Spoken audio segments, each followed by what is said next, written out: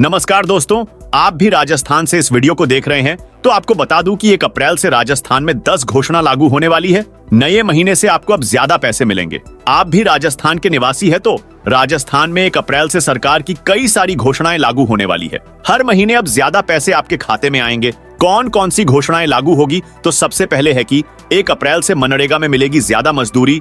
लोकसभा चुनाव पूर्व केंद्र सरकार का बड़ा तोहफा। राजस्थान में मनरेगा मजदूरी बढ़ाई गई। 1 अप्रैल से अब राजस्थान में मनरेगा मजदूरों को करीब 11 रुपए अधिक मजदूरी मिलेगी। प्रदेश में मनरेगा मजदूरों को अब बढ़ी हुई मजदूरी मिलेगी। केंद्र सरकार की गुरुवार को जारी हुई अधिसूचना के अनुसार बढ़ी हुई दरें वित्तीय वर्ष 2024-25 के लिए तय की गई हैं। मनरेगा श्रमिकों की नई मजदूरी 1 अप्रैल से मिलेगी। केंद्र सरकार ने मजदूरी की दरों में 3% से 10% की बढ़ोतरी की है। राजस्थान में मौजूदा वक्त में मनरेगा श्रमिकों को 255 रुपए प्रतिदिन मजदूरी मिलती है। नए सत्र से मनरेगा श्रमिकों की मजदूरी में 11 रुपए का इजाफा किया गया है। अब 1 अप्रैल से राजस्थान के मनरेगा श्रमिकों को 266 रुपए मजदूरी मिलेगी। केंद्रीय ग्रामीण विकास मंत्रालय ने 24 मार्च 2023 को महात्मा गांधी राष्ट्रीय ग्रामीण रोजगार गारंटी योजना के तहत मजदूरी की दरों में बदलाव की अधिसूचना जारी की थी। वर्ष 2023-24 में मजदूरी की दरों में सबसे अधिक बढ़ोतरी राजस्थान में की गई थी। इस बढ़ोतरी के बाद वर्ष 2023-24 में मनरेगा श्रमिकों की मजदूरी 255 रुपए हो गई। वर्ष 2022-23 में 231 रुपए मनरेगा मजदूरी थी। इसके अलावा दोस्तों, राजस्थान में बदलेगा स्कूलों का समय। अब सभी स्कूल का समय 1 अप्रैल से बदलेगा। शिविरा पंचांग के अनुसार सरकारी तथा मान्यता प्राप्त गैर सरकारी स्कूलों का समय 1 अप्रैल से बदल जाएगा। ग्रीष्मकालीन समय के अनुसार एक पारी स्कूल 1 अप्रैल से सुबह 7:30 बजे से 1 बजे तक लगेंगे, जबकि 2 पारी विद्यालयों का समय सुबह 7 बजे से शाम 6 बजे तक निर्धारित है। इसमें प्रत्येक पारी 5.5 घंटे की होगी। इसके अलावा दोस्तों, 1 अप्रैल से सरकार मानदेय में करेगी 10% की बढ़ोतरी। सरकारी रसोड़ा मिड डे मील संचालित करने वाली कुक कम हेल्पर को अगले वित्तीय वर्ष से बढ़ा हुआ मानदेय मिलेगा। राज्य सरकार ने 10% राशि बढ़ाई है जो 1 अप्रैल 2024 से मिलेगी। राज्य सरकार ने 10% राशि बढ़ाई है जो 1 अप्रैल 2024 से मिलेगी। ऐसे में अब कुक कम हेल्पर को प्रति माह 2143 रुपए का भुगतान होगा। इसके अलावा दोस्तों, किसानों को 31 मार्च तक जमा करवाना है ऋण, नहीं तो चुकाना होगा ब्याज। राज्य भर में सेंट्रल कोऑपरेटिव बैंक ने किसानों को बिना ब्याज दिए जाने वाले अल्पकालीन ऋण में 3 दिन के बाद किसानों को 7% ब्याज चुकाना पड़ेगा। हर साल अल्पकालीन ऋण चुकाने के लिए 31 मार्च से बढ़ाकर 30 जून तक का समय दिया जाता था। बाड़मेर जिले में 31 मार्च के बाद बिना ब्याज ऋण चुकाने की तिथि नहीं बदलने के चलते अब तक 1.5 लाख के करीब किसानों के बकाया ऋण पर 7% से 440 करोड़ रुपए की राशि का ब्याज चुकाना पड़ेगा। इस बार लोकसभा चुनाव आचार संहिता के चलते अभी तक कोई भी तिथि बढ़ाने को लेकर संकेत नहीं मिले हैं, जिसके चलते किसानों को ब्याज का भार उठाना पड़ेगा। इसके अलावा दोस्तों, एलपीजी गैस की कीमतों में होगा बदलाव। हर महीने की पहली तारीख को एलपीजी सिलेंडर के दाम तय किए जाते हैं। हर माह की तरह 1 अप्रैल को भी एलपीजी सिलेंडर के दाम रिवाइज होने हैं। इस बार कीमतों में कटौती हो सकती है, लेकिन इस बार मामूली कटौती हो सकती है क्योंकि अभी आचार संहिता लागू है, इसलिए ज्यादा बदलाव की उम्मीद नहीं है।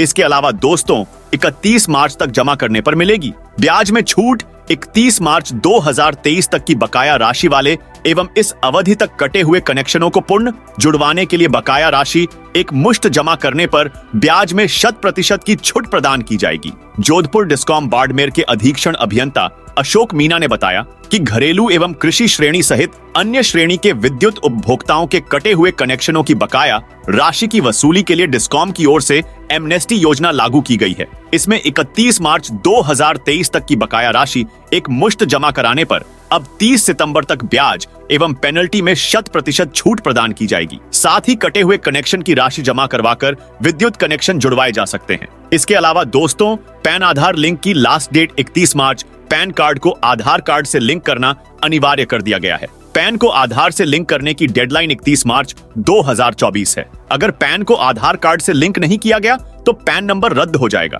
यानी कि पैन का इस्तेमाल दस्तावेज के तौर पर नहीं किया जाएगा। 1 अप्रैल के बाद पैन को आधार से लिंक करने के लिए यूजर को 1000 रुपए की पेनल्टी का भुगतान करना होगा।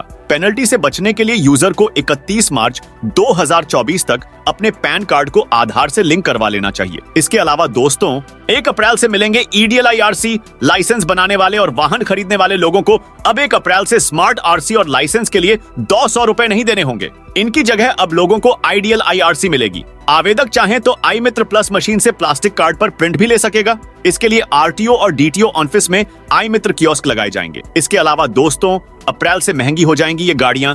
BS6 के दूसरे चरण में शिफ्ट होने से ऑन्टो कंपनियों की लागत बढ़ रही है। इसके अलावा वे महंगाई के कारण इन खर्चों को ग्राहकों पर डाल रहे हैं। इसलिए अगर आप 1 अप्रैल के बाद कार खरीदने का प्लान बना रहे हैं तो यह और महंगी हो जाएगी। Honda, Maruti Suzuki, Tata Motors और हीरो मोटोकॉर्प ने 1 अप्रैल से अपने वाहनों की कीमतों में बढ़ोतरी की घोषणा की है। इसके अलावा दोस्तों, सामाजिक सुरक्षा पेंशन के सत्यापन की अंतिम तिथि 31 मई, सामाजिक सुरक्षा पेंशन के लिए पेंशनर्स के वार्षिक सत्यापन की अंतिम तिथि को बढ़ाकर अब 31 मई कर दिया है। सामाजिक न्याय एवं अधिकारिता विभाग के डिप्टी डायरेक्टर रामनिवास यादव ने बताया कि ऐसे पेंशनर्स जिन्होंने अभी तक वर्ष 2024 का वार्षिक सत्यापन नहीं कराया है, वो नजदीकी ई मित्र के माध्यम से वार्षिक सत्यापन कराएं तथा ऐसे पेंशनर्स जिन्हें वार्षिक सत्यापन में समस्या आ रही है, वह संबंधित पंचायत समिति में संपर्क कर सकते हैं। इसके अलावा दोस्तों, 1 अप्रैल से पुराने वाहन भी होंगे महंगे। पुराने गैर परिवहन वाहनों को खरीदना महंगा हो जाएगा।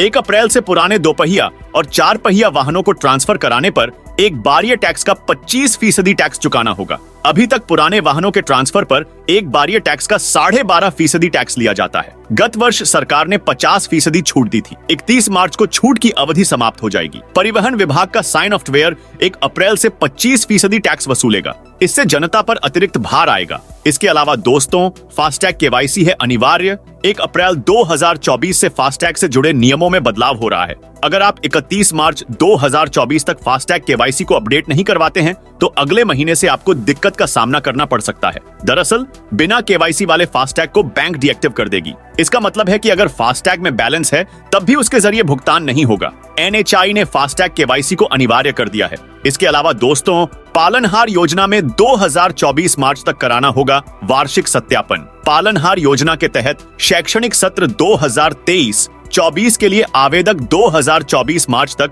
शैक्षणिक सत्र का वार्षिक सत्यापन करा सकते हैं। नियत तिथि तक सत्यापन न कराने पर आवेदन निरस्त कर दिया जाएगा। इसके अलावा दोस्तों, केवी में प्रवेश के लिए रजिस्ट्रेशन 1 अप्रैल से केंद्रीय विद्यालय संगठन ने आखिर लंबे इंतजार के बाद सत्र 2024-25 के लिए प्रवेश प्रक्रिया गुरुवार को जारी कर दी है। विद्यालयों में बाल वाटिका, कक्षा 1 सहित सभी कक्षाओं में प्रवेश के लिए पंजीकरण 1 अप्रैल से शुरू होंगे। बाल वाटिका और कक्षा 1 के लिए पंजीकरण केंद्रीय विद्यालय संगठन की वेबसाइट पर ऑनलाइन होंगे। कक्षा 2 से 9 तक की कक्षाओं के लिए पंजीकरण रिक्त सीटों के लिए ऑफलाइन ही होंगे। तो दोस्तों, ये थी अप्रैल महीने के बारे में पूरी जानकारी। आप राजस्थान के कौन से जिले से इस वीडियो को देख रहे हैं, कमेंट करके बताइए।